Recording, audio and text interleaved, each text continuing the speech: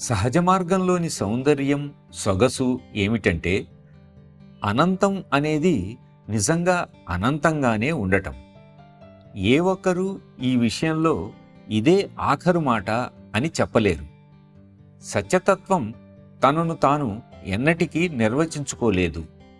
భగవంతునికి ఏ విధంగానైతే తను నిజంగా దైవాన్ని అని తెలియదో సత్యతత్వం కూడా అంతే. కాబట్టి సత్యతత్వం గురించిన ఏ నిర్వచనమైనా మానవ మేధస్సు నుండే ఆవిర్భవించాలి. మన సాధనలో ఎదుగుతున్న కొద్దీ మరింత అవగాహనతో ఆయనను తెలుసుకోగలుగుతాం.